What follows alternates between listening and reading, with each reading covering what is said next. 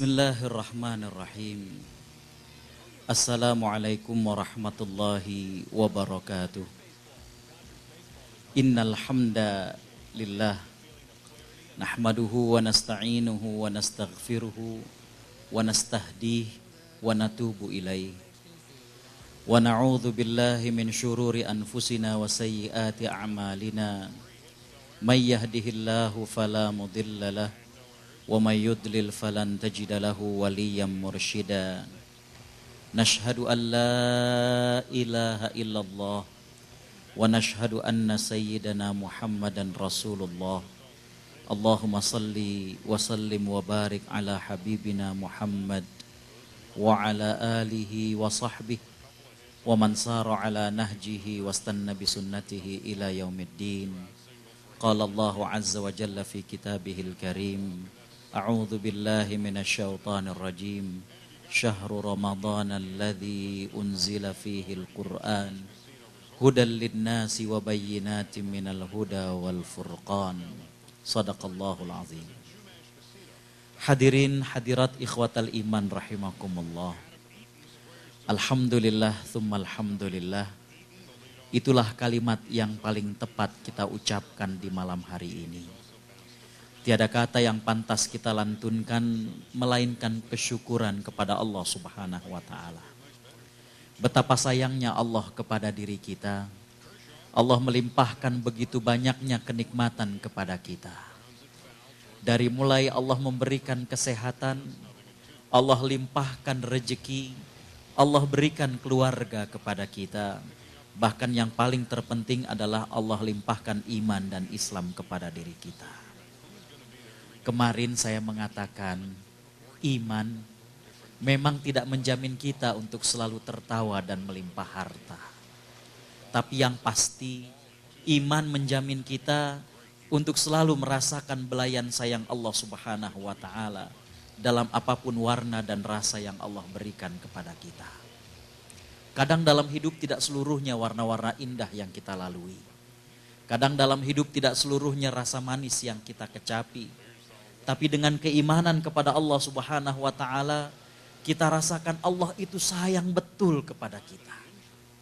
Pada saat Allah Subhanahu wa taala melapangkan rezeki kita, memudahkan urusan kita, memberikan kebahagiaan kepada kita, kita tidak menjadi orang yang lalai dari Allah Subhanahu wa taala. Kita tidak menjadi orang yang tamak dan serakah atas apa yang Allah karuniakan kepada kita. Kita bercermin kepada Nabi Sulaiman alaihi salam. Begitu juga pada saat Allah Subhanahu wa taala memberikan ujian, adanya kesedihan menerpa kepada diri kita, adanya kesedihan yang menimpa dari orang yang kita cintai dengan dipanggilnya mereka terlebih dahulu. Maka kita tidak berburuk sangka kepada Allah Subhanahu wa taala. Karena kita yakin apa yang Allah takdirkan buat kita adalah yang terbaik. Kalaulah kita mengetahui apa yang ada di alam ghaib, pasti kita akan memilih takdir yang saat ini sedang kita alami. Karena itulah yang terbaik buat diri kita. Karena itulah Bapak Ibu yang Allah Subhanahu wa taala rahmati, sebelum kita lanjutkan kajian kita pada malam hari ini, kita sepakat tiada kata yang pantas kita lantunkan melainkan syukur. Alhamdulillah. Salawat teriring salam semoga tercurah kepada panutan kita Nabi Muhammad sallallahu alaihi wasallam yang sungguh kita cinta kepada beliau, yang sungguh kita berharap mudah-mudahan dengan cintanya kita kepada beliau, Allah Subhanahu wa taala berkenan untuk mengumpulkan kita bersama Nabi sallallahu alaihi wasallam di surganya. Amin ya rabbal alamin. Bapak Ibu yang Allah Subhanahu wa taala rahmati, pada kesempatan malam hari ini saya diminta untuk sharing tentang tarhib Ramadan. Saya diminta untuk sharing sama-sama kita membahas tentang apa yang perlu kita siapkan untuk bulan Ramadan. Namun kemarin ketika pengajian di Ar-Rahman, saya sempat menyinggung tentang ada beberapa jenis cinta yang Allah sebutkan dalam Al-Quran. Bapak Ibu yang Allah Subhanahu wa taala rahmati, oleh karena itu saya akan ulas sedikit yang kemarin plus saya tambahkan dari beberapa jenis cinta yang Allah sebutkan dari Al-Quran. Kemarin saya mengatakan Bapak Ibu yang Allah Subhanahu wa Ta'ala rahmati, jenis cinta yang Allah sebutkan dalam Al-Quran yang pertama adalah yang Allah sebutkan dengan kata cinta mawaddah. Dalam surat Ar-Rum ayat 21, Allah Subhanahu wa Ta'ala menyatakan a'udzubillahi minasyaitonir rajim wa ja'ala bainakum mawaddatan wa rahmah. Jadi setelah suami istri tersebut mendapatkan adanya sakinah, mendapatkan adanya ketentraman, kenyamanan, maka Bapak Ibu yang Allah Subhanahu wa Ta'ala rahmati, Allah kemudian mengaruniakan cinta mawaddah. Cinta mawaddah ini adalah keinginan untuk selalu bersama dengan orang yang kita cintai. Cinta yang menggebu. Cinta yang begitu muncul kemesraan dalam diri. Ini biasanya cinta di awal-awal pernikahan. SMS-nya, SMS mesra. Statusnya, status mesra. Ini cinta mawaddah. Bapak Ibu yang Allah Subhanahu wa Ta'ala rahmati, setelah pernikahan mengalami masa beberapa tahun, maka sebenarnya tidak ada yang berubah dari cinta kedua pasangan itu. Cuma meningkat. Alhamdulillah. Bapak Ibu yang Allah Subhanahu wa Ta'ala rahmati, cinta mereka setelah cinta mawaddah, maka cinta rahmah. Jadi yang kedua kalau masih ingat adalah cinta yang sudah berubah menjadi kasih sayang.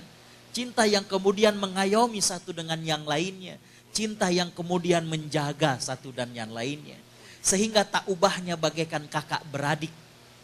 Coba kita lihat orang-orang tua kita. Tidak ada lagi SMS mesra di antara mereka. Tidak ada yang berubah dengan cinta mereka. Cuma cinta mereka yang tadinya cinta mawaddah, maka kemudian sekarang menjadi cinta rahmah. Bapak Ibu Allah Subhanahu wa Ta'ala rahmati, cinta yang ketiga yang kemarin saya sebutkan kalau masih ingat adalah cinta ra'fah. Allah Subhanahu wa Ta'ala menyebutkan dalam surat Al-Hajj ketika Allah menceritakan bagaimana eksekusi dari mereka yang melakukan pidana, dari mereka yang melakukan kemaksiatan, maka pada saat eksekusi itu kata Allah Subhanahu wa Ta'ala, wala ta'khudhukum ra'fatun fi dinillah. Jangan sampai cinta ra'fah kalian memalingkan kalian daripada agama Allah Subhanahu wa Ta'ala. Jadi cinta ra'fah ini adalah rasa sayang, rasa cinta yang terkadang dengan cinta ini kita nggak tegas dengan kebenaran. Biasanya cinta ra'fah ini antar kerabat atau orang tua dengan anak. Karena cinta kita jadi nggak tegas sama anak. Kita tahu sudah waktunya ba'da maghrib anak mesti sholat. Udah deh biarin, kesian deh capek main game dulu. Kesian deh capek istirahat dulu. Ini cinta ra'fah. Rasa cinta, rasa sayang yang terkadang kita jadi nggak berani tegas dengan kebenaran. Kemarin saya cerita bagaimana pengalaman ketika di Malaysia. Ada seorang ibu yang cerita bahwa dia mendidik anaknya itu untuk rajin sholat sejak anaknya masih kecil. Bahkan ketika anaknya masih kecil sudah dibiasakan sholat subuh. Kalau yang kemarin hadir masih teringat kata-kata beliau. Kata beliau, Ustadz, mendingan lagi kecil kita ajak dia sholat, kita yang nangis. Daripada ntar kalau udah gede kita ajak sholat, kitanya yang nangis. Lagi kecil anak kita diajak sholat, memang kadang nangis dia, masih ngantuk. Apalagi di sini ada musim dingin. Ntar kalau sholat sama orang tuanya sujud, naik lagi rokat kedua, anaknya nggak bangun, dia lah nganjutin tidur. Tapi kata dia masih mending, lagi kecil kita ajarin dia sholat, dia nangis, daripada ntar kalau udah besar, kita ajak sholat, kitanya ngurut dada, susah bener diajak sholat, kita yang nangis. Nggak sedikit diantara orang tua yang sampai ngomong, nggak minta apa-apaan ibu, emak nggak minta apa-apaan, cuma sholat. Coba. Jadi ini cinta ra'fah. Sayang, cinta yang terkadang pemiliknya itu jadi nggak tegas dengan kebenaran. Ya, bisa dipahami. Nah kemarin tuh sampai situ. Sebenarnya ada 8, cuma ini udah jatahnya pengajian sini. Jadi saya nambahin 2 Bu ya, biar masih ada utang. Bapak Ibu Allah Subhanahu wa taala rahmati. Ya. Kalau semuanya ada 8. Kemarin 3, nih sekarang tambah 2. Kan masih ada besok. Bapak Ibu yang Allah Subhanahu wa taala rahmati. Cinta yang keempat yang Allah sebutkan adalah dalam surat Al-Baqarah ayat 286. Allah Subhanahu wa taala memang di ayat tersebut tidak langsung menyebutkan dengan kata cinta. Bahkan dalam terjemahannya adalah beban. Tapi beban tersebut adalah karena dasar kecintaan. Allah Subhanahu wa taala menyebutkan a'udzubillahi minasyaitonir rajim. La yukallifullahu nafsan illa wus'aha. Dan Allah dia tidaklah memberikan beban kecuali apa yang kemampuan dari manusia. Maka para ulama mengatakan cinta yang keempat dalam Al-Quran adalah cinta kulfah. Cinta yang awalnya seolah-olah terasa membebani, tapi kita sadari bahwa ternyata itu adalah rasa sayang orang kepada kita. Dulu lagi kecil kita didik sama orang tua, perasaan resek bener. Perasaan ya Allah kok terkekang bener.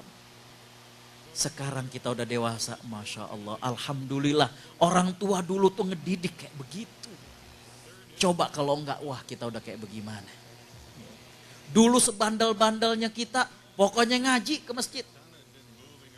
Saya baru tahu kemarin-kemarin orang tua sempat bilang, Gus, orang kalau kecilnya kenal masjid, gede dikit dia mengsong-mengsong, dia nanti bakalan balik ke masjid. Tapi kalau orang gak pernah kenal masjid, kalau dia udah mengsong, lewat. Begitu orang Betawi dulu. Makanya walaupun kecil, walaupun anak itu pokoknya ke masjid. Maka dulu di masjid kita main pingpong, main perosotan. Yang penting deket sama masjid. Makanya saya sering bilang sama Ustadz yang kadang melarang, ini gimana Ustadz anak-anak lari-larian di masjid. Enggak apa-apa. Ya. Biar dia kenal teman bapaknya yang soleh itu yang kayak bagaimana. Ya. Tentang masalah anak lari-larian, ya memang dunianya anak-anak. Tinggal sekarang kita buat aturan, siapa yang bawa anak, dia yang look after terhadap anaknya, bukan pengurus masjid. Masing-masing bawa anak, dia yang jagain tuh anak, ada di sampingnya. Udah gitu aja. Tapi pengalamannya adalah anak itu jadi kenal dengan masjid. Anak itu jadi akrab dengan masjid. Coba kalau sekarang kita larang, jauh dari masjid, kita yang kebingungan sendiri. Jadi kalau kecil dia masih sempat ngedenger agama, dia deket sama agama, ya remaja, dewasa agak belok-belok dikit, ntar dia balik lagi tuh. Tapi kalau gak pernah kenal agama, mohon maaf, jarang yang untuk balik lagi. Jarang. Saya tadi cerita, saya cukup lama dakwah di Australia. Tadi di mobil lagi jalan-jalan. Ustadz tuh pernah ke Beverly Hills belum? Belum, gak usah masuk ke dalam-dalam. Yang penting ada tulisan moto biar gak kayak di Depok, saya bilang. Soalnya kalau moto begini doangan kan gak ada bedanya sama di Depok kayak begini. Ya, kalau itu kan ada Beverly Hillsnya. Ya. Saya cerita di sana itu ada orang Indonesia. Ya. Alhamdulillahnya dia itu lagi kecil diajak ngaji. Ya. Dia ke sana itu tadinya kuliah. Habis itu dia bilang ya kebablasan Zat. Wow. Ngikutin gaya orang Australia. Alhamdulillah sekarang udah tua dia tobat jadi merebut masjid. Kalau nggak tahu, kalau nggak percaya di Tempe Mosque di Marrickville di Sydney. Kembali Bapak Ibu Allah Subhanahu wa taala rahmati, cinta yang keempat yang Allah sebutkan dalam Al-Qur'an adalah cinta kulfah. Cinta yang awalnya terasa seolah-olah beban, tapi sebenarnya itu adalah sesuatu yang baik. Saya 5 bersaudara laki-laki semua. Dulu lagi kecil pengen dibeliin video, nggak dikasih sama almarhum bapak. Ah kagak, anak laki semua, nonton yang kagak-kagak katanya. Kita dulu ngerasa ya Allah, pas tengah sekarang, oh iya Masya Allah. Ya. Dulu terasanya terbebani. Ya. Beban tersebut ternyata adalah karena rasa cinta, rasa sayang. Begitu juga misalkan hadirin khotal iman rahimakumullah, ada anak kita yang masih kecil.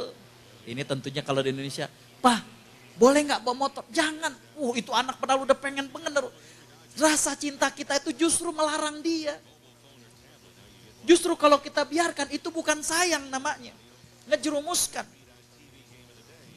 Tapi tidak sedikit sekarang anak-anak SD, apalagi motor sekarang di Indonesia, di Jakarta murah. Bukan begitu sayang. Cinta yang keempat itu adalah dalam Al-Quran cinta kulfah. Justru dengan kita memberikan beban kepada mereka, ini adalah mendidik kepada mereka. Rasa cinta kita kepada mereka. Bisa dipahami? Makanya ketika Allah Subhanahu wa Ta'ala memberikan taklif, memberikan pembebanan kepada kita, bukan kita kemudian merasa terbebani. Susah benar Islam ini. Bukan. Ini adalah sayangnya Allah Subhanahu wa Ta'ala kepada diri kita. Rasa sayangnya Allah Subhanahu wa Ta'ala kepada diri kita. Allah Subhanahu wa Ta'ala menganjurkan kepada manusia untuk menikah, tapi Allah Subhanahu wa Ta'ala juga membatasi yang boleh dinikahi itu jangan sampai Allah sebutkan orang-orang terdekat dan lain sebagainya. Islam mengakui bagaimana seorang laki-laki tertarik dengan perempuan, disalurkan dengan menikah. Tidak kemudian dilarang, tapi juga tidak dibiarkan bebas. Masya Allah, Bapak Ibu yang Allah Subhanahu wa Ta'ala rahmati.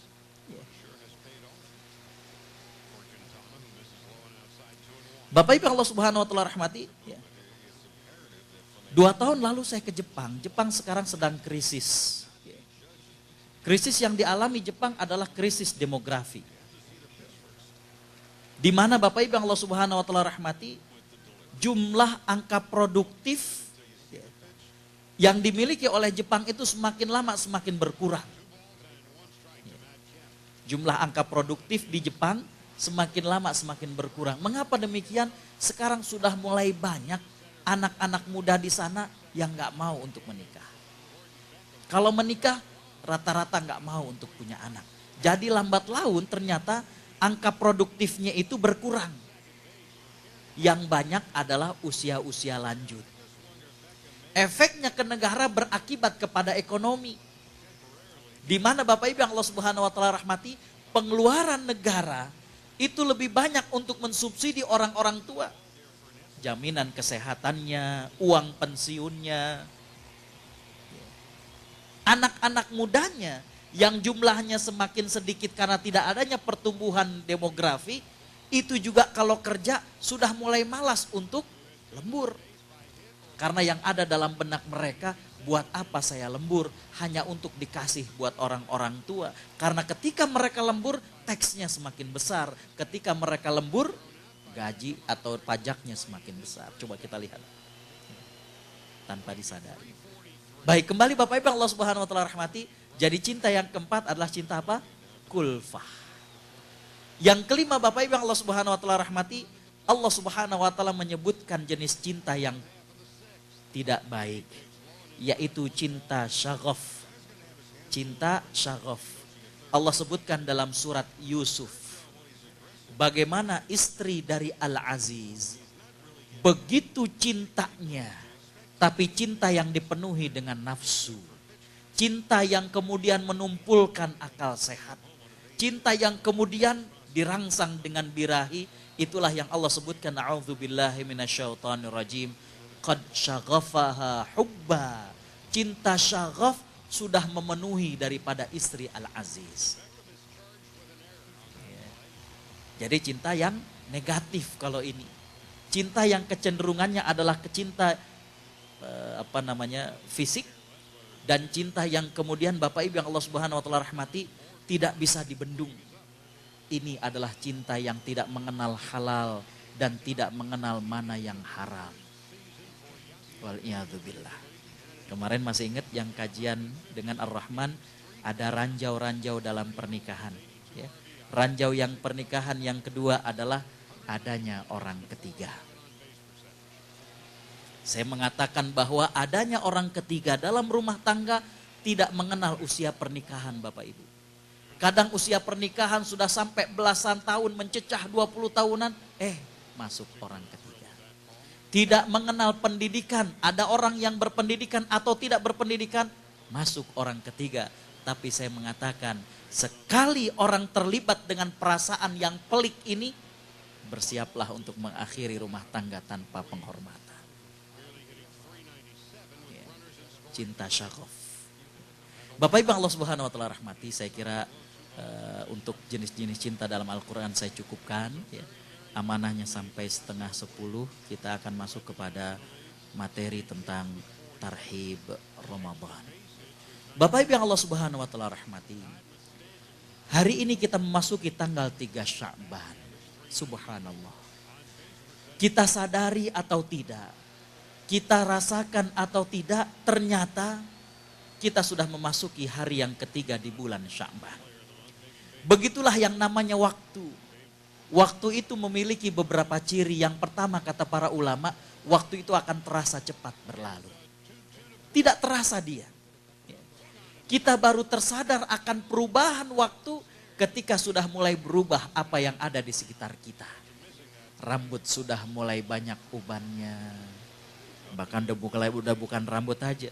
Ya Allah, jenggot udah mulai ubanan. Kumis sudah mulai ubanan. Walaupun dicat nggak jadi hitam Pak, merah kalau kena matahari. Ya, kalau disepuh, ini saya nggak bicara hukum. Jadi jangan sampai Ustadz itu berarti boleh. Bukan. Ini saya lagi cerita bahwa Bapak Ibu Allah Subhanahu wa taala rahmati, kita baru sadar akan cepatnya berlalu waktu ketika sudah mulai terjadi perubahan-perubahan di sekitar kita. Anak kita semakin besar, kulit kita yang dulu kencang sudah semakin keriput. Dulu perasaan main badminton sanggup 3-4 set, sekarang 1 set udah, ya Masya Allah. Ciri waktu yang kedua adalah waktu tidak akan pernah bisa kembali lagi. Senin hari ini tidaklah sama dengan Senin minggu yang lalu. Dia juga tidak akan sama dengan Senin minggu yang akan datang. Kita tidak bisa mundur untuk beberapa detik sekalipun. Walaupun Bapak Ibu yang Allah Subhanahu wa taala rahmati, kemarin saya berangkat ke sini.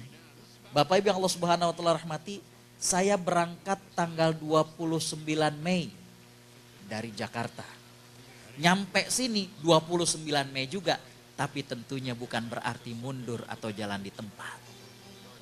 Ya kan, kalau kita ke sini harinya sama, 29 Mei lagi. Ntar kalau pulang itu selisihnya sehari apa 2 hari ya kalau nggak salah. Itu 2 hari. Itu yang makanya saya sempat ditanya, Ustadz tuh sholatnya jadi kita bagaimana? Ya, ke sono tahu-tahu beda 2 hari, ke sini hari yang sama gitu ya. Nah itu nanti masalahnya tentang sholat, ntar jadi malah kita nggak ini. Bapak Ibu Allah Subhanahu wa taala rahmati. Ciri waktu yang ketiga adalah Allah Subhanahu wa taala memberikan kesempatan waktu itu sama antara muslim dengan non-muslim. Antara semua makhluk Allah Subhanahu wa taala, Allah berikan kesempatan waktu itu sama. Yang berbeda adalah cara mengisinya. Cara memanfaatkan waktunya.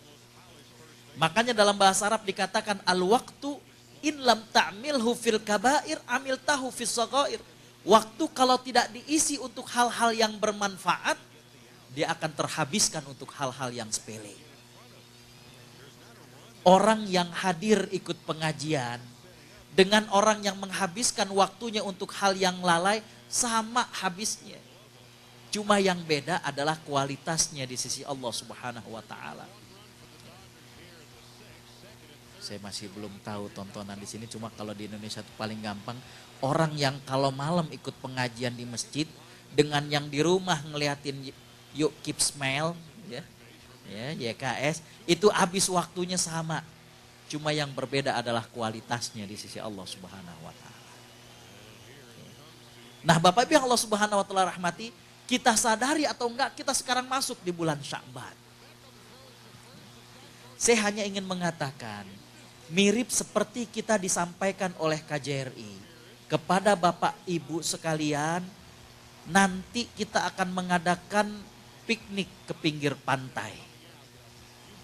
Maka Bapak Ibu yang Allah Subhanahu wa taala rahmati, manusia itu akan bermacam-macam.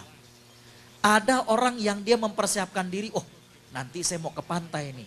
Saya akan bawa air sebanyak-banyaknya dari pantai. Tapi ada orang yang tidak bersiap-siap.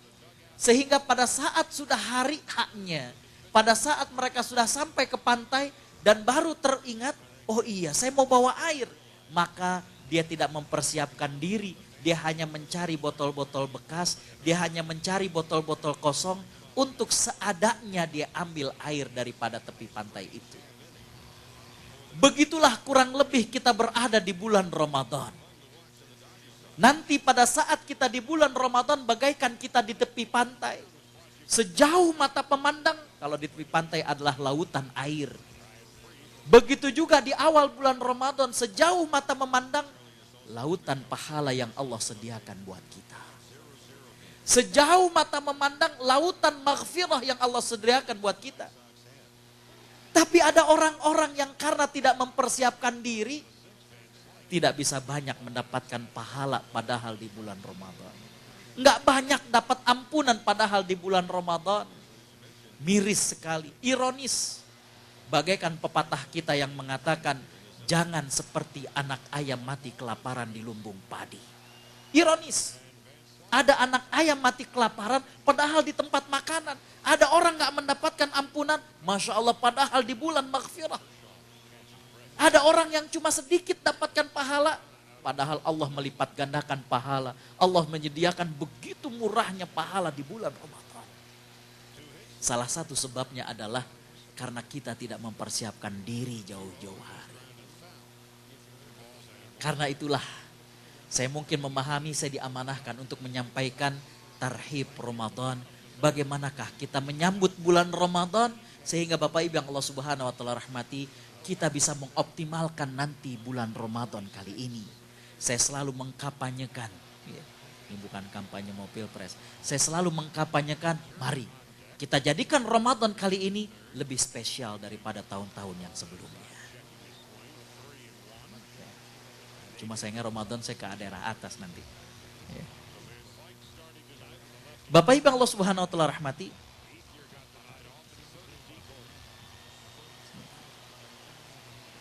Sambil menunggu ada yang agak problem. Bapak Ibu Allah Subhanahu wa taala rahmati. Poin pertama yang ingin saya sampaikan adalah bulan Ramadan adalah bulan mempercantik diri. Bapak dengan ibu tahu apa itu ulat. Pada saat masih berstatus ulat, banyak manusia yang jijik dengannya. Mungkin diantaranya adalah kita. Tapi setelah ulat tersebut masuk dalam kepompong, selang beberapa waktu dia keluar menjadi makhluk yang begitu disukai oleh banyak orang. Dialah kupu-kupu. Poin pertama yang ingin saya sampaikan adalah bahwa kalaulah kita banyak dosa, kalaulah kita banyak kekurangannya, kalaulah kita banyak aibnya, yang mana dosa, aib, kekurangan ini bagaikan ulat tadi, orang jijik dengannya. Orang gak suka terhadap orang yang melakukan maksiat, orang gak suka dengan orang yang banyak melakukan dosa. Maka pada bulan Ramadan bagaikan kita masuk ke dalam kepompong. Mudah-mudahan nanti pada saat selesai bulan Ramadan, kita tampil menjadi kupu-kupu, menjadi orang-orang, menjadi muslim dan muslimah yang kemudian memancarkan keindahan Islam bagi orang-orang yang lainnya. Ya. Tahun 2008 saya pertama kali berdakwah ke Australia. Nyampe dibawa ke masjid di sana. Saya dihampiri 4 orang. Dia bilang, Ustadz, emang dasar nih negara kafir. Saya bilang, ente jangan ngomong gitu, sebelum nyampe Ani juga udah tahu. Ya artinya gak usah diomongin. Tapi kenapa ente ngomong begitu? Iya saat kita mau ngegedein masjid, gak diizinin sama tetangga. Saya bilang, Ustadz baru nyampe. Ntar Ustadz lihat dulu keadaannya, baru kita ngobrol lagi. Selang 4 hari saya udah dapat jawabannya. Saya panggil lagi 4 orang, sini. Saya bilang, Ustadz udah ketemu jawabannya. Kenapa sampai tetangga gak ngizinin kita untuk ngeluasin masjid? Kenapa Ustadz? Coba kita lihat ntar kalau sholat. Bapak Ibu Allah Subhanahu wa taala rahmati, saudara-saudara kita itu kalau sholat semangat. Tapi terkadang mereka tidak memperhatikan bagaimana parkir. Kadang ngeblok rumah orang. Kadang parkirnya kemudian double line, jadi 2 lapis padahal mestinya selapis. Saya bilang, mereka hanya berpikir sederhana. Ini masjid masih kecil aja udah bikin macet. Apalagi kalau kita gedein. Udah lagi kalau udah selesai sholat Bapak Ibu. Saudara-saudara kita terutama yang dari Middle East, itu walaupun udah naik mobil, temannya baru keluar dari masjid, ya brother, oke. Wah dia tunggu di belakang udah di horn. Paling ngeluarin tangan doang, shoya, gitu-gitu doang. Ya. Kan orang jadi kemudian berpikir, ya ini masjid masih kecil, udah bikin macet, apalagi kalau digedein. Makanya saya mengatakan, saya teringat dengan sebuah syair dalam bahasa Arab. Syair itu berpesan kepada kita, kata penyair itu, kun kal farosyah, taksiruha kullu ainin ra'atha, walam tantiq bi kalimah. Jadilah kita muslim dan muslimah, kita yang di Amerika, kita yang dimanapun, bagaikan kupu-kupu. Setiap mata yang memandang akan terpikat, walaupun kupu-kupu tidak pernah bertutur kata. Kupu-kupu gak pernah ngomong, lihat dong diri saya, bagus kan? Enggak. Muslim dan muslimah itu bukan menjadi penasehat umum, di mana-mana nasehatin orang, ini penasehat umum katanya. Ya. Tapi cukup dengan bagaimana akhlak dia. Cukup dengan bagaimana kedisiplinan dia. Ditugasin sih kan, oke. Ya. Orang melihat bagaimana keindahan Islam pada diri kita. Jadi Bapak Ibu yang Allah Subhanahu wa taala rahmati, poin yang pertama adalah Ramadan bagaikan kepompong buat kita. Nanti tamat dari bulan Ramadan, kita akan menunjukkan bagaimana keindahan Islam yang sudah dididik oleh Allah Subhanahu wa taala selama 1 bulan kepada diri kita. Kita menjadi orang yang baik, menjadi orang yang perasa. Oh kayak begini laparnya orang yang tidak makan. Menjadi orang yang kemudian dekat dengan Allah Subhanahu wa taala. Bapak Ibu yang Allah Subhanahu wa taala rahmati. Poin kedua yang ingin saya sampaikan adalah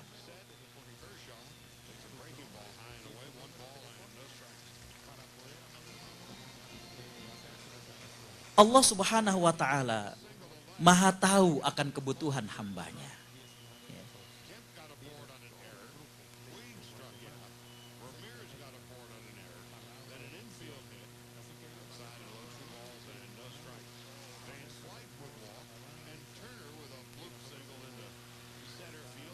Kalau kita letih fisik, maka Bapak Ibu yang Allah Subhanahu wa taala rahmati, kita bisa menemukan kembali masa pemulihan ini dengan kita beristirahat. Tapi letihnya batin kita, apalagi kita hidup di negara seperti ini, banyak hal Bapak Ibu yang Allah Subhanahu wa taala rahmati yang bisa menggerogoti bagaimana semangat dan keimanan kita. Sampai ada yang canda, Ustadz aduh ini saya bagaimana belajar ya, maksudnya gimana? Ya. Saya sempat dengar bahwa Imam Syafi'i rahimahullah, itu ketika beliau berjalan, kemudian ngelihat ada wanita yang tersingkap pakaiannya, jadi auratnya kelihatan. Apa kata Imam Syafi'i? Ada yang pernah dengar ceritanya? Kata Imam Syafi'i, waduh hilang hafalannya 40 ayat. Kata orang tersebut, kita hampir tiap hari ngeliat yang begituan Ustadz. Ya, hafalannya kurang, hafalannya dikit, ngeliatnya tiap hari. Apa kagak minus katanya. Bapak Ibu yang Allah Subhanahu wa taala rahmati, ya. Letih fisik kita bisa istirahat. Tapi letih batin Bapak Ibu yang Allah Subhanahu wa taala rahmati, itu bisa menggerogoti semangat spiritual kita. Maka Bapak Ibu yang Allah Subhanahu wa taala rahmati, dengan datangnya bulan Ramadan kita menemukan musimnya untuk bersemi kembali. Aura di bulan Ramadan itu adalah aura kebaikan. Orang itu dekat dengan kebaikan. Bahkan orang yang biasanya marah juga kalau bulan Ramadan, jangan marah, Ramadan. Walaupun mestinya di luar bulan Ramadan juga jangan marah-marah. Cuma paling enggak kalau bulan Ramadan tuh enggak tahu, orang kecenderungannya tuh baik. Jadi kesempatan bagi kita Bapak Ibu Allah Subhanahu wa taala rahmati untuk kemudian menguatkan semangat spiritual kita ini. Bapak Ibu Allah Subhanahu wa taala rahmati, di akhir bulan Sya'ban Nabi SAW pernah bersabda, Bismillahirrahmanirrahim, Atakum syahrul Ramadan, syahrun mubarak. Kalian didatangi oleh bulan Ramadan, bulan yang penuh keberkahan. Kita lihat Allah Subhanahu wa taala wajibkan puasanya di bulan Ramadan. Bapak Ibu yang Allah Subhanahu wa taala rahmati, pintu-pintu langit dibuka. Pintu-pintu neraka ditutup. Setan dibelenggu. Nabi SAW mengatakan di dalamnya ada suatu malam yang lebih baik daripada 1000 bulan. Faman hurima khairuhu faqad hurim. Barang siapa yang terhalang mendapatkan kebaikan, maka dia sungguh telah terhalang. Artinya Bapak Ibu yang Allah Subhanahu wa taala rahmati, di bulan Ramadan itu orang kita mestinya itu mudah untuk melakukan kebaikan. Suasananya, auranya itu ya Allah cenderungnya itu kita pengen baik. Mengapa demikian? Kata Nabi SAW, pintu surga dibuka oleh Allah Subhanahu wa taala. Artinya Bapak Ibu Allah Subhanahu wa taala rahmati, dimudahkan kita untuk taat. Syaitan dibelenggu. Para ulama mengatakan yang dibelenggu itu adalah pimpinan-pimpinan syaitan. Pendapat yang kedua, yang dibelenggu itu adalah syaitan dari jenis jin. Tapi syaitan dari segi nafsu manusia itu tidak dibelenggu. Tapi intinya adalah kecenderungan orang untuk baik itu, Bapak Ibu Allah Subhanahu wa taala rahmati, itu begitu besar cenderung untuk baik. Makanya kata Nabi di akhir adalah barang siapa yang di bulan Ramadan terhalang kebaikannya, aduh, sungguh dia telah terhalang sesungguhnya. Baik, Bapak Ibu Allah Subhanahu wa taala rahmati, bagaimana persiapan kita untuk bulan Ramadan? Yang pertama Bapak Ibu Allah Subhanahu wa taala rahmati adalah kita memperbanyak taubat dari dosa kita. Kita berbanyak istighfar Bapak Ibu yang Allah Subhanahu wa taala rahmati. Apa kaitannya antara bertaubat? Apa kaitannya antara istighfar dengan bulan Ramadan? Saya mengatakan ada koneksitas yang kuat.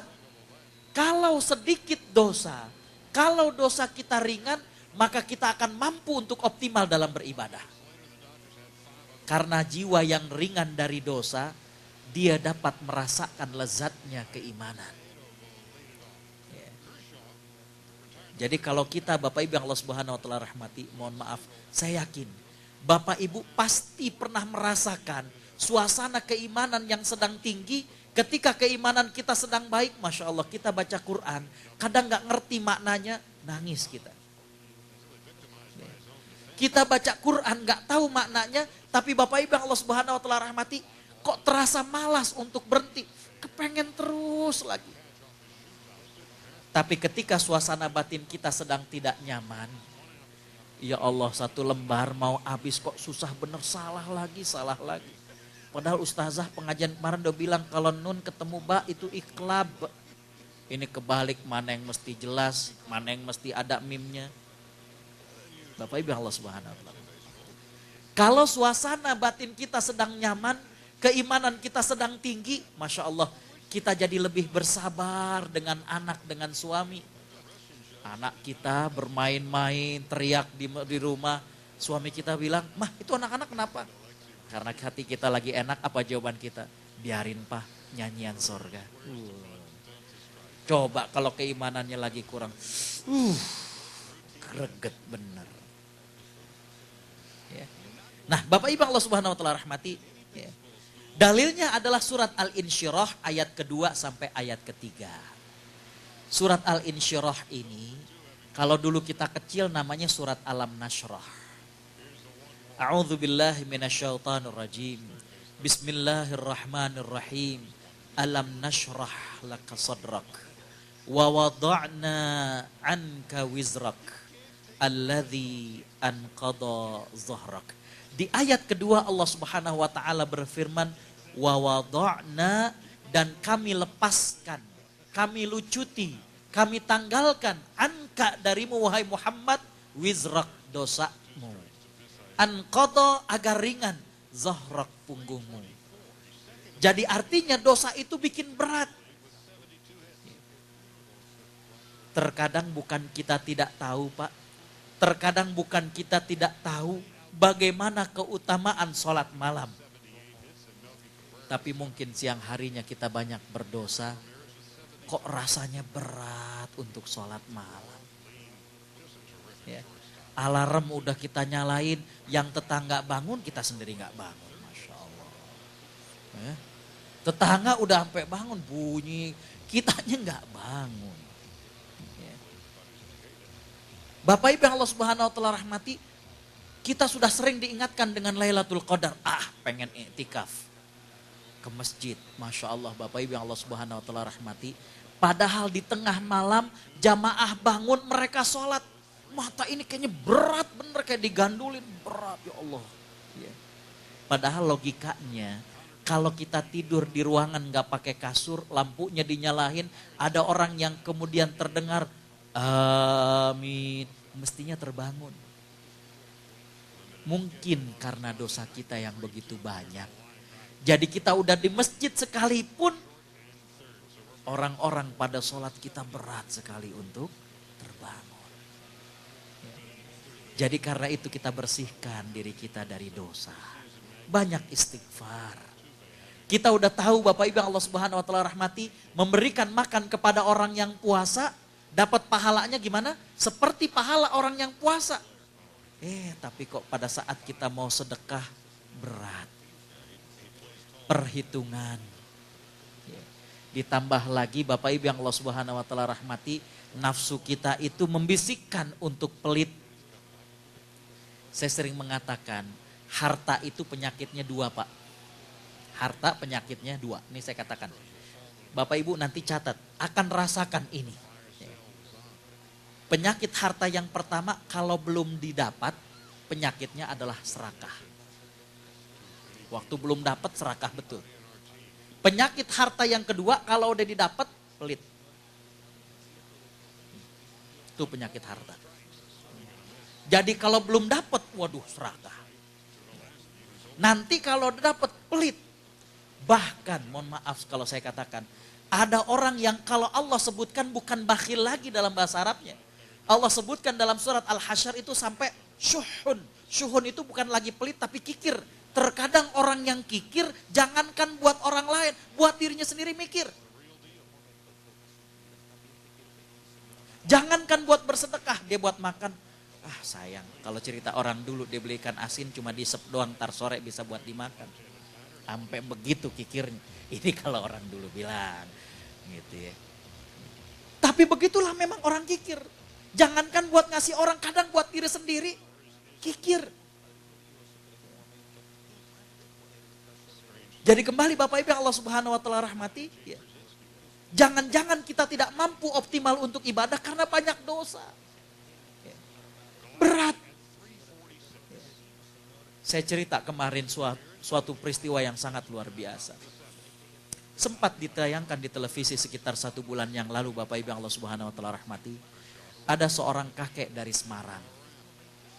Namanya Mbah Asrofin, umurnya 78 tahun. Kerjanya guru ngaji, penghasilannya sebulan 800.000 sebulan. Yang luar biasa adalah beliau setiap hari Jumat menyediakan 100 bungkus nasi buat fakir miskin.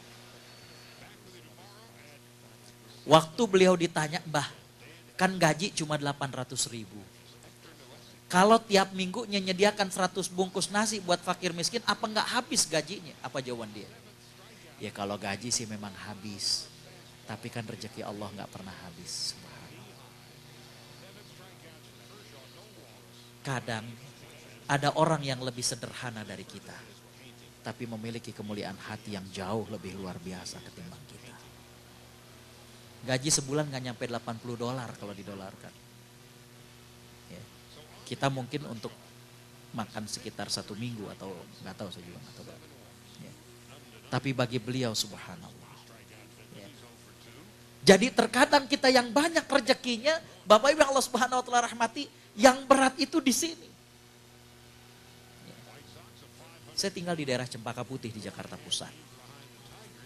Ibu saya kalau ada pengajian itu biasanya ba'da Jumat. 3 tahun lalu saya Ramadan ke Austria, Wina.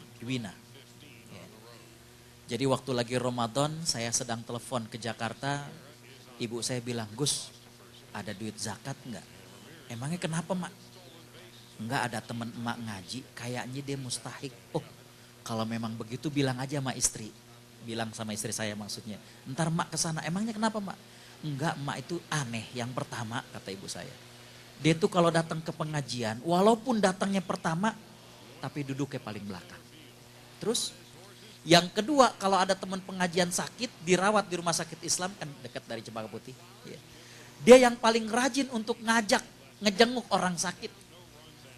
Dan yang luar biasanya kalau udah turun, artinya udah sampai, dia yang paling duluan untuk bayar bajai. Tapi kayaknya dia mustahik. Ya udah kalau gitu mak berangkat deh sama istri saya. Ya, maksudnya dengan istri saya. Berangkatlah ibu dengan istri saya ke rumahnya, Masya Allah. Rumahnya memang daerah Cempaka Putih tapi di bawah tiang sutet, kabel sutet, daerah kabel kalau yang tahu daerah Cempaka Putih dekat daerah Rawasari. Bapak Ibu Allah Subhanahu wa taala rahmati, waktu didatangi, Masya Allah, rumahnya sangat sederhana. Di depannya tuh banyak botol-botol bekas, ternyata beliau tinggal seorang diri. Kerjaannya tuh kalau pagi dia ngumpulin botol-botol kosong. Ntar sore ada yang ngebayarin. Lalu ditanyalah dua hal yang menjadi ganjalan dari ibu saya ini. Dia bilang, Mbok, karena sudah sepuh. Mbok kenapa sih kalau datang ke pengajian, walaupun datangnya pertama kok duduknya paling belakang? Apa jawaban beliau? Habis malu bu, baju yang pantas dipakai ngaji cuma 2, subhanallah. Kita kadang belum begitu jelek udah kepengen yang baru ya. Yang kedua yang ditanya, kemudian Bapak Ibu Allah Subhanahu wa taala rahmati, ya kalau mbok kondisinya kayak begini, kenapa kalau ngejenguk orang ke rumah sakit mbok duluan yang bayar bajai? Jawaban beliau tuh sampai sekarang saya masih terngiang. Apa jawaban beliau? Ya kan sorga bukan buat orang kaya doang bu. Subhanallah. Mohon maaf itu jawaban dari hati, bukan dikarang. Betapa banyak orang yang jauh lebih sederhana dari kita, tapi memiliki kemuliaan hati lebih luar biasa dari kita. Kadang kita bukan tidak punya harta. Saya sampai sudah bilang, saya sampai mengkampanyekan, mari Ramadan kali ini kita puasa 2 bulan. Ustadz puasa 2 bulan gimana? 1 bulan kita yang puasa, 1 bulan kita memberikan makan kepada orang yang puasa. Kan tadi pahalanya begitu. Ketika Nabi SAW bersabda tentang pahala orang yang puasa, sahabat ada yang bertanya, ya Rasulullah, laisa kulluna yajidu ma yashtahi. Ya Rasulullah, nggak setiap kita bisa menyuguhkan makanan yang berselera. Karena kebayangannya mahal. Kata Nabi, pahala itu bisa didapat bagi orang yang menyuguhkan segelas air, seteguk susu, atau sebutir kurma. Kita dapat gaji, kita ada rezeki, pergi supermarket, beli kurma 1. Kemarin saya cerita nggak begitu mahal katanya. Yang menjual tuh kurma California kan. Coba kita taruh berapa pahala. Tapi terkadang kita dikalahkan oleh jiwa kita.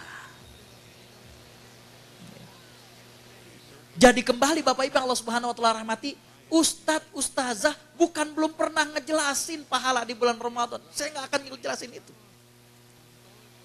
Yang kurang itu dari dalam kita. Makanya kalau saya di Jakarta ada yang minta kajian tetap, kajian rutin. Jadi saya ada kajian rutin itu ada di Departemen Keuangan, ada di KPK. Saya minta syaratnya 1. Kajian saya buat diamalkan, bukan cuma biar pinter. Emang kenapa Ustaz? Saya bilang Indonesia itu bukan kurang orang pinter, yang kurang orang bener. Udah bejibun orang, orang udah banyak. Kadang suka keluar tuh bahasa Jakarta. Udah banyak orang yang pinter, yang kurang orang bener. Jadi kalau mau belajar, saya S1, S2, S3-nya di bidang hadis. Jadi kalau mau belajar hadis, ayo, tapi abis itu kita amalkan. Kalau cuma jadi pengetahuan, makin pinter, belum tentu benar. Jadi kembali Bapak Ibu Allah Subhanahu wa taala rahmati, dosa itu hanya membuat berat diri kita untuk mengamalkan ibadah. Kadang kita yang berpendidikan, kadang kita yang banyak hartanya kalah sama mereka-mereka yang sederhana kayak begitu. Makanya Bapak Ibu yang Allah Subhanahu wa taala rahmati, kalau kita bisa sedekah dapat orang kayak begitu, Masya Allah. Kadang itu orang pada saat kita berikan sedekah, kadang gak cepat mengucapkan terima kasih. Cuma berlinang bu air matanya. Tapi Allah berikan kelezatan dalam hati kita yang gak terbayarkan dengan harta. Jadi kalau kita ketemu sama orang-orang yang seperti itu, kadang kalau kita kasih, Masya Allah. Gak sempet dia mengucapkan terima kasih. Cuma nangis, berlinang. Waktu lagi di Australia saya ketitipan nyampein $100 ke dia, ya Allah nyebutnya nangis. Bisa kebayang penghasilannya jual botol bekas. Tapi $100-nya itu gak tergantikan dengan rasa bahagia melihat Bagaimana keharuan orang-orang yang seperti itu. Makanya nanti kalau kita ngebahas tentang zakat, zakat itu diberikan buat orang-orang yang tepat sasarannya. Bukan orang yang minta-minta. Orang-orang yang justru dalam kefakirannya mereka masih ingin meraih surga Allah Subhanahu wa taala. Ya. Jadi kembali Bapak Ibu Allah Subhanahu wa taala rahmati, seorang tabi'in Abdullah bin Mubarak mengatakan, apakah mungkin seseorang yang kotor bermaksiat bisa merasakan lezatnya ibadah? Kata beliau, enggak bisa. Enggak bisa. Jadi kembali Bapak Ibu Allah Subhanahu wa taala rahmati, persiapan pertama adalah banyak taubat, istighfar, agar kemudian ringan tubuh kita pada saat bulan Ramadan kita mampu ya, untuk melakukan berbagai ketaatan. Ringan buat bersedekah, badan kita ringan untuk beribadah, mata kita itu rindu buat baca Quran. Ya. Baik, nah ini hanya sekedar. Saya ingin mengatakan Bapak Ibu Allah Subhanahu wa taala rahmati, tidak ada penderitaan yang lebih menyakitkan dibandingkan kita dijajah oleh diri kita sendiri. Apa yang dimaksud dengan dijajah oleh diri kita sendiri adalah Bapak Ibu Allah Subhanahu wa taala rahmati, kita tahu sesuatu itu enggak baik, kita tahu sesuatu itu maksiat, kita tahu bahwa itu dosa, tapi kita tidak bisa keluar dari kubangan dosa dan maksiat itu. Enggak ada yang lebih menyakitkan daripada itu. Saya mengatakan di sini, mungkin orang seperti itu bisa menghibur diri dengan nyanyi, ketawa-ketawa, tapi sejatinya dia tidak bisa menghapuskan kegalauan dalam jiwa. Enggak tenang batinnya orang kayak gitu. Ya. Baik, Bapak Ibu Allah Subhanahu wa taala rahmati. Persiapan yang kedua selain adalah bertobat dan istighfar, persiapan yang kedua Bapak Ibu Allah Subhanahu wa taala rahmati, memperbanyak puasa di bulan Sya'ban. Saya mohon ampun pada Allah Subhanahu wa taala, ini menyampaikan yang kedua ini berat. Karena posisinya musafir, dia keliling-keliling. Ya. Padahal mestinya di bulan Sya'ban ini kita memperbanyak ibadah shaum. Bahkan dalam hadis dari sahabat Usamah bin Zaid, ya, dijelaskan bahwa, ya Rasulullah, aku tidak pernah melihat engkau berpuasa lebih banyak, tentunya selain Ramadan, melainkan di bulan Sya'ban. Kata Nabi SAW, bulan Sya'ban itulah bulan yang banyak dilalaikan oleh orang. Karena bulan Sya'ban itu berada di antara bulan Rajab dan bulan Ramadan. Jadi ibu-ibu yang bapak-bapak yang Allah Subhanahu wa taala rahmati, orang Arab dulu bulan Rajab itu termasuk bulan haram. Artinya mereka nggak boleh untuk berperang dan mereka kemudian akhirnya lebih banyak di rumah. Nah di bulan Sya'ban, makanya kata-kata Sya'ban itu dari kata-kata syi'ab, perkampungan, mencar. Di bulan Sya'ban ini baru mereka kemudian berpencar untuk berdagang. Makanya kata Nabi di bulan Sya'ban ini banyak orang yang melalaikannya. Makanya Nabi di bulan Sya'ban itu memperbanyak ibadah shaum. Kata Nabi di antaranya karena di bulan Sya'ban ini akan diangkat pahala manusia kepada Allah Subhanahu wa taala, maka aku ingin pada saat diangkat catatan pahala dalam keadaan shaum. Jadi memperbanyak ibadah shaum. Biar nanti pada saat bulan Ramadan, Bapak Ibu Allah Subhanahu wa taala rahmati, kita sudah terbiasa. Ini sekarang kita nggak pernah terbiasa puasa, tahu-tahu datang Ramadan kaget. Ya. Di kantor kerjaannya ngantuk mulu, bawaannya pengen rebah. Ya. Ngadepin komputer ngantuk, ntar jam istirahat seger. Waduh, setan emang paling pinter. Jam istirahat malah seger. Kalau ngadepin kerjaan ngantuk. Yang mahasiswa di kelas ngantuk. Ntar kalau jam istirahat mesti istirahat, ya, mestinya bisa tidur malah seger. Jadi godaannya. Baik, Bapak Ibu Allah Subhanahu wa taala rahmati. Ya. Ini tadi sudah saya jelaskan. Ya. Yang ketiga Bapak Ibu Allah Subhanahu wa taala rahmati, selain tadi saya mengatakan perbanyak istighfar dan taubat, yang kedua perbanyak shaum, yang ketiga dari sekarang kita akrab dengan Al-Qur'an. Bukan cuma sekedar baca, tapi sekarang kita semakin akrab. Ya. Kalau akrab itu berarti lebih kuat daripada baca. Tahun kemarin Ramadan separuh saya di Qatar, separuh saya di Melbourne. Ya.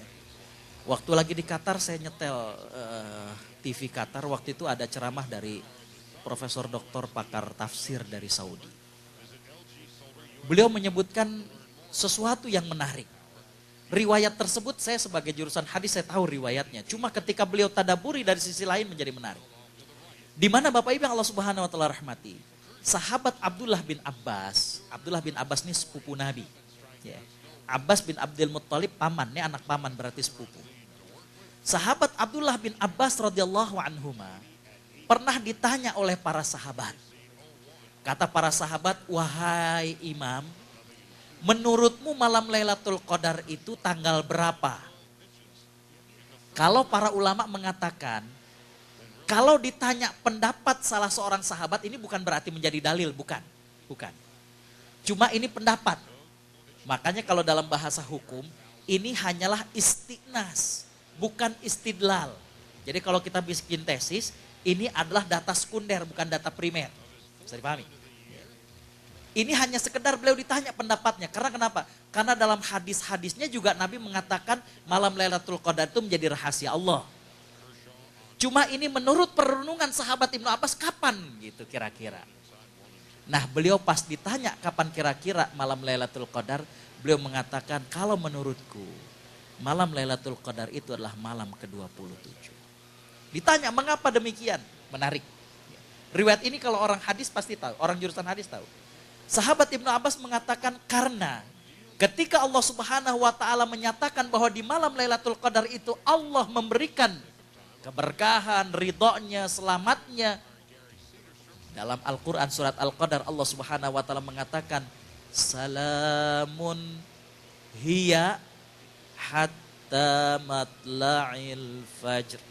Salamun sejahteralah. Hiya malam itu. Kata sahabat Ibnu Abbas, hiya itu adalah kata yang ke-27. Riwayat ini, jujur saya katakan, saya jurusan hadis sudah pernah ngebaca riwayat ini dalam Imam Muslim dan lain sebagainya. Cuma oleh syekh tersebut mengatakan bahwa, lihat, bagaimana akrabnya para sahabat dengan Al-Quran, sampai-sampai bukan cuma sekedar dibaca, bukan sekedar dibaca terjemahannya, itu kata dihitung. Bisa dipahami? Memang kita tidak akan memastikan malam Lailatul Qadar itu malam 27, tidak. Saya tidak akan mengatakan itu. Walaupun beberapa ulama, ya, saya sempat di Timur Tengah cukup lama. Kalau kita lihat di malam 27 memang mereka agak lebih spesial. Khatam Al-Quran di Masjidil Haram itu malam 27 dan lain sebagainya. Tapi kembali bahwa yang ingin saya sampaikan adalah bahwa begitu akrabnya para sahabat sampai dia dihitungin tuh. Subhanallah. Ya. Kita kadang belum begitu kenal nama-nama surat. Ya. Jadi yang ingin kita lebihkan adalah kita sekarang ini semakin akrab dengan Al-Quran. Makanya kemarin kan lagi barbecue, saya bilang oke, saya setuju barbecue. Sekarang di barbecue di Amerika kita ganti. Bukan cuma daging dibakar dibolak-balik, tapi barbecue itu bareng-bareng belajar Quran. Barbecue, bareng-bareng belajar Quran. Jadi masyarakat semakin akrab. Bapak Ibu Allah Subhanahu wa taala rahmati, yang berikutnya selain memperbanyak istighfar,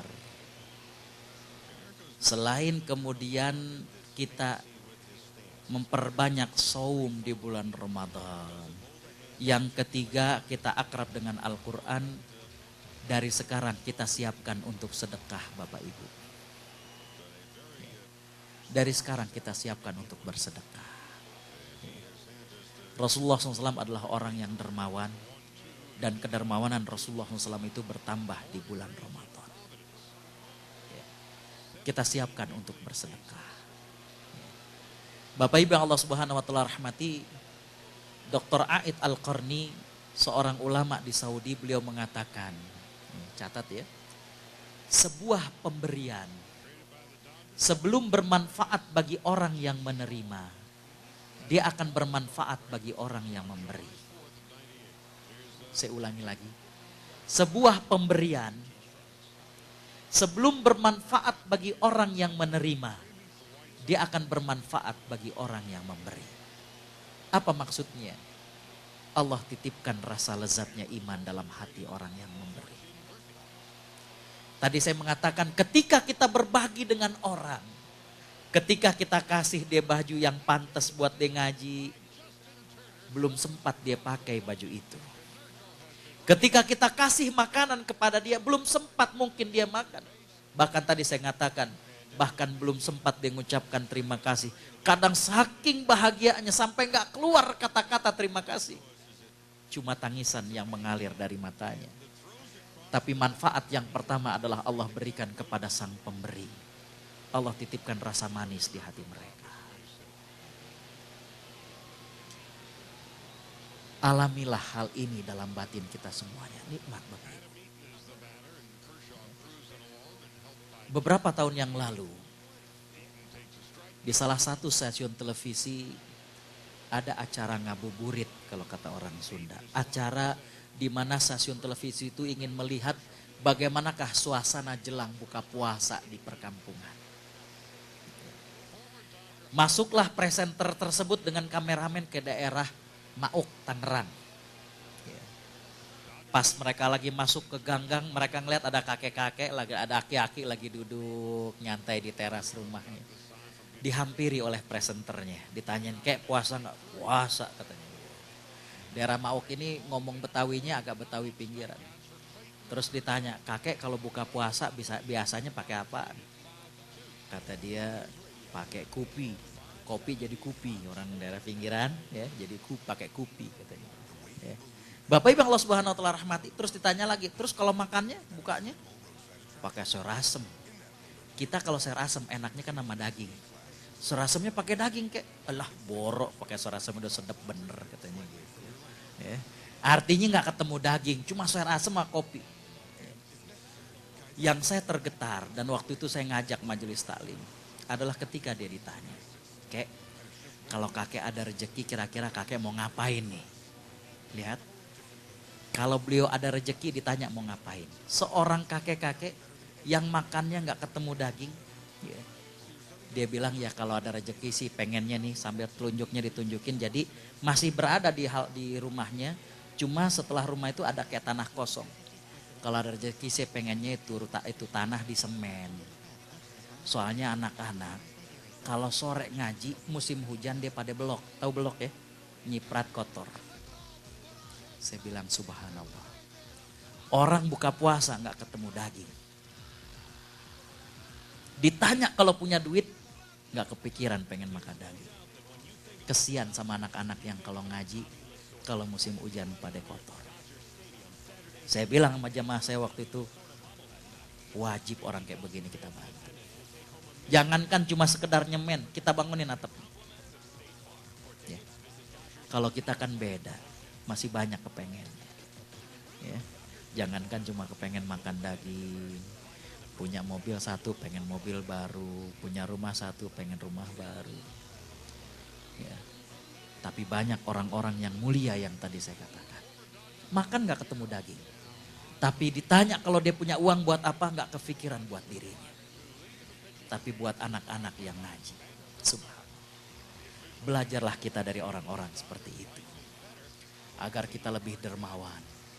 Jangan sampai kemudian kita merasa, wah kita selalu kurang aja perasaan. Ya. Padahal kita sudah cukup banyak Allah berikan rezeki. Ya. Ini kalau kata orang daerah Krukut belajar, orangnya belagak sengkek mulu. Ya. Orangnya belagak susah mulu. Akhirnya sama Allah gak pernah dikasih senang. Susah terus. Jadi Bapak Ibu Allah Subhanahu wa taala rahmati, mari dari sekarang kita siapkan, oh ya Allah, benar kata Ustadz, kita puasa mau 2 bulan. Saya tekad. Jangan dibayangin ngasih buka puasa yang wah enggak, yang biasa aja. Ya, kemarin waktu saya tinggalkan kantor-kantor yang saya biasa ngasih pengajian rutin, saya bilang ayo bikin iftar on the road. Ya. Maksudnya gimana Ustadz? Buat persiapkan takjil, pastel, korma 1, kemudian aqua gelas 1 sama doa buka puasa dimasukin dalam plastik menjelang buka puasa, artinya sekitar jam 5 Kita pada kejalanan, kita bagiin mereka yang pada naik mobil. Kadang mereka bukan gak punya duit untuk mampir buka puasa. Macet di Jakarta. Ketika kita kasih Masya Allah. Dan suasananya juga menjadi suasana yang begitu meriah. Syiar Islam. Kemarin saya hitung Bapak Ibu yang Allah Subhanahu wa taala rahmati, nggak besar, cuma aqua gelas, korma satu, sama tahu pastel ya. Itu kurang lebih hanya 6.000-7.000 rupiah satu gituan. Tapi kita mendapatkan pahala yang luar biasa. Jadi dari sekarang kita pupuk kedermawanan kita. Bapak Ibu yang Allah Subhanahu wa taala rahmati, sebelum kata yang terakhir, karena sudah 9:30. Jadi selain persiapan tadi persiapan apa Bu? Istighfar dan taubat, perbanyak puasa di bulan Sya'ban, semakin akrab dengan Al-Quran, kemudian siap-siap untuk sedekah. Yang kelima saya ingin menyampaikan persiapan ilmu Bapak Ibu. Saya selalu mengatakan umat ini perlu naik kelas. Makanya saya sering mengatakan kepada teman-teman, Ustadz, nanti kira-kira Ramadan apa ya? Coba materi-materinya tuh materi-materi yang bikin kita naik kelas. Jadi persiapan ilmu menjelang bulan Ramadan. Salah satunya nanti akan live di salah satu radio di Amerika. Saya akan menyampaikan tentang pembatal-pembatal puasa. Saya masih ingat saya bikin materi ini sekitar 4 tahun yang lalu. Ketika akan diundang oleh Fakultas Kedokteran UI. Ya, jadi mereka bilang, Ustadz tolong dong ngisi buat mahasiswa dan civitas akademika di Fakultas Kedokteran UI. Saya bilang ya udah materinya tentang pembatal-pembatal puasa. Mereka nolak langsung. Ustadz itu mah materinya jadul, udah zaman baheula, kata udah orang udah tahu. Saya bilang sebentar dulu. Ya. Yang saya mau bahas itu adalah tentang masalah-masalah kontemporer. Sekarang kalau saya tanya di sini, apa yang membatalkan puasa? Yang pertama makan, betul? Yang kedua minum, yang ketiga campur suami istri. Oke, sekarang kita tidak akan debatkan itu. Cuma yang ingin saya sampaikan adalah bahwa apa yang dimaksud dari makan dan minum? Apakah yang dimaksud dari makan dan minum itu adalah sesuatu apapun yang masuk melalui tenggorokan? Ataukah yang masuk dalam kategori makan dan minum itu adalah asupannya? Ustadz nggak paham. Kalau kita mengatakan makan dan minum itu adalah caranya, berarti apapun yang masuk melalui tenggorokan dia membatalkan. Contoh Ustadz, contohnya endoskopi, laparoskopi. Tahu orang kedokteran? Endoskopi dan laparoskopi adalah seseorang dimasukkan suatu alat selang yang kemudian nanti akan ditampilkan di layar. Bagaimana keadaan dalaman dia. Itu bukan makanan. Tapi masuknya melalui tenggorokan. Bisa dipahami? Apakah itu disebut makan karena cara masuknya? Ataukah kita akan mengatakan makan itu adalah yang penting nutrisinya. Yang penting asupannya. Walaupun tidak melalui tenggorokan, asalkan itu nutrisi, asalkan mengandung makanan, maka dia membatalkan. Contohnya infus. Nah kan baru. Jadi mana nih makan yang minum? Mesti bertambah. Ilmu di masyarakat itu mesti bertambah. Umat itu perlu naik kelas. Jangan sampai dulu dia cuma tahu makan, minum, campur suami istri yang batalkan. Tahu-tahu anaknya nanya, udah mulai kritis anak sekarang. Mah, yang batal puasa kan makan dan minum. Oke, boleh gak aku kunyah-kunyah permen karet mah? Gimana jawaban? Kan gak ditelan. Bagaimana hukumnya orang yang sakit jantung? Salah satu jenis obatnya adalah tablet yang diletakkan di bawah lidah. Dalam istilah kedokteran dikemam. Jadi nggak ditelan Bu. Dia akan menguap. Batal nggak itu? Kan belum dibahas Bu. Bagaimana dengan orang yang asma sakit sesak? Dia menggunakan Ventolin inhaler. Itu bahasa ilmiahnya. Kalau bahasa kita yang begitu tuh, bukan orang bahan, ikan bunyi begitu, gitu ya. Batal nggak itu? Ya. Kalau di sini relatif cuacanya bagus. Cuma kalau di Jakarta, kita ke kantor naik motor, nyampe di kantor, aduh mata merah nih. Boleh nggak pakai obat tetes mata? Jadi ternyata masih banyak Ustadz yang belum dibahas. Kita perasaan udah selesai. Persiapan ilmu. Karena ketika kita beramal dengan ilmu lebih tentram, lebih nyaman. Bisa dipahami? Ya. Tentunya persiapan ilmu gak bisa dibahas sekarang. Ini aja saya udah lebih 5 menit. Ntar dimarahin sama yang ngasih waktu. Ya. Di antara persiapan ilmu saya sempat. Dan saya udah tahu biasanya arah pertanyaannya kemana. Ya. Kalau di Indonesia beda penetapan awal Ramadan. Itu biasanya banyak tuh yang inbox ke atau email. Karena mereka tahu saya gak ada di tanah air. Ya. Ustadz ini kan awal Ramadannya beda. Terus, saya udah ngerti sebenarnya. Lailatul Qadar kan malam ganjil. Terus, lah malam ganjilnya ngikut siapa Ustaz? Ngikut pemerintah apa ngikut organisasi Islam yang lain? Nah, saya balikin, emang ada Lailatul Qadar ngider 2 kali di suatu negara? Ilmunya bagaimana? Mungkin gak Lailatul Qadar di Indonesia lewat 2 kali karena beda. Jadi itu hanya sekedar pembuka, tidak perlu saya jawab. Selain persiapan-persiapan yang bersifat mental, siapkan ilmu kita.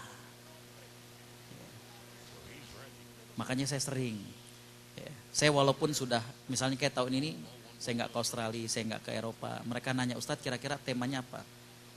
Ini udah dibahas belum? Coba minta sama Ustadznya tema ini. Agar jangan sampai dari tahun ke tahun, Ustadz yang datang, ustazah yang datang, ceramah Ramadan, Al-Baqarah 183 aja. Ilmunya nggak nambah.